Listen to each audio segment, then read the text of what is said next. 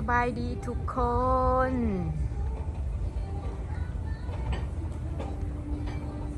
มาพบกับเคดีแพมมิลี่เนาะมื้อนี้พวกเรามาช้อปปิ้งอยู่เจสซี่พนีเนาะอยู่ห้างขายเครื่องมื้อนี้เราสิมาเลาะซื้อเครื่องซื้อมาเบิ่งเกิบเคดีก่อนเนาะ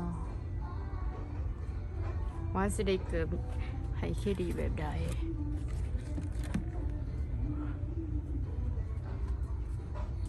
เกิบเด็กหน่อยเนาะไม่ใช่เกิบเด็กหน่อยเนาะอยู่นี่เนาะไปบ่นี่สัน2เด้อสัน1นะกำลังขึ้นมาเมื่อกี้มันจะเกิดเด็กหน่อยมันจะคุ้มงามเลยเนาะ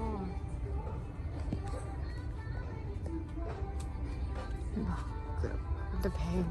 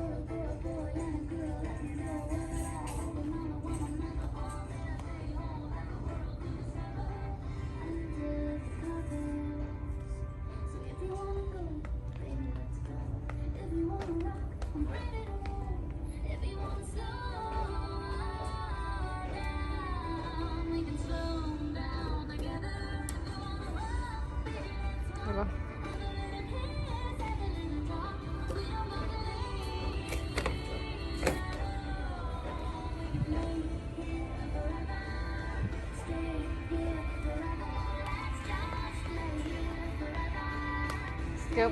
ตัวปุ้ยที่ทางนะ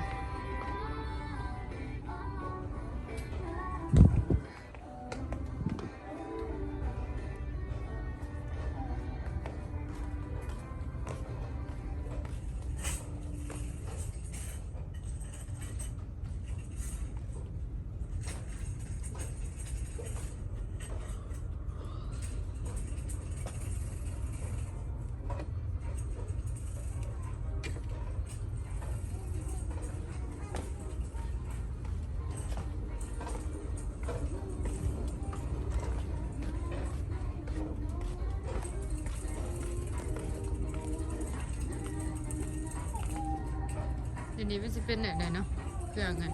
เครื่องผู้ชายเครื่องบอยเครื่องเด็กหน่อยเนาะ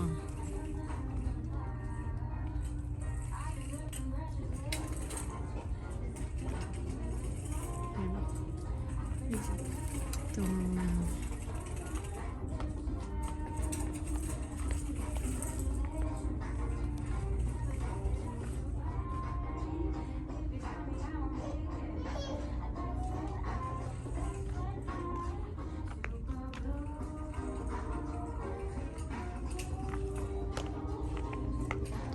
มาโซนนี้จะเป็นอะไรเนาะส่วนเครื่องเด็กหน่อยเครื่องเบบีเนาะเห็นปะในนี้เขาสิเขียนให้เบิ่งเลย24 เดือน24 เดือนสุดตัวนี้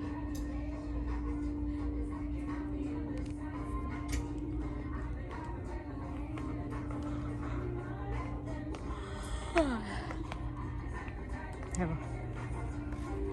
เครื่องมันจะตรงงามเนาะเขามาซื้อเครื่องแค่ดียังได้ในหวยจะได้ก็อยากได้แล้วนี่ได้เอียงมันเนี่ยจริงเอาอีกบ่$20$20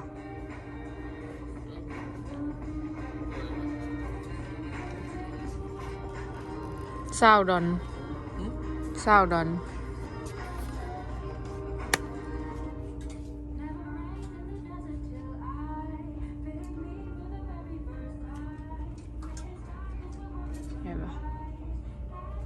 มันจะตรงงามเลยสุดเบบี้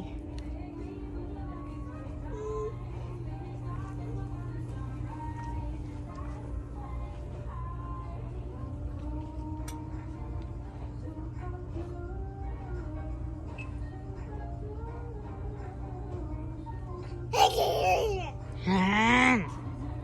พี่เคดีมันอยากไปเหลือกเอาเองวะเคดีอยากเหลือกเอาเองหมดลูก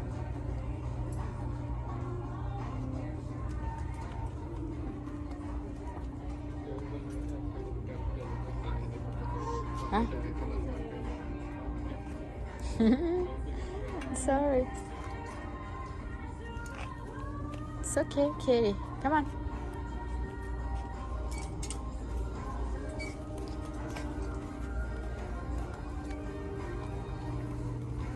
Is that Katie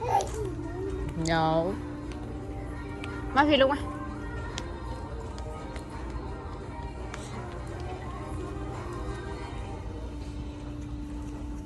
ไป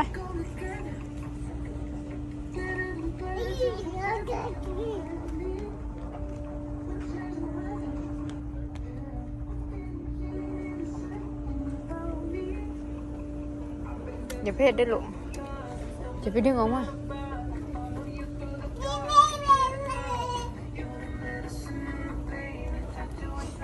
อย่าไปดึง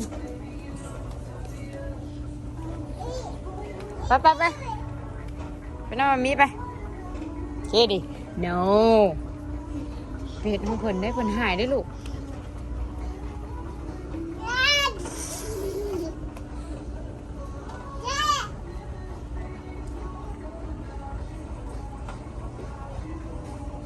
no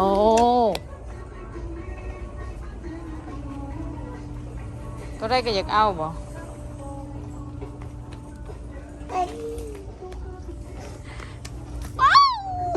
คุบนุ๊กcome on ไปอีเมลพาไปเบิ่งเสืองามๆไป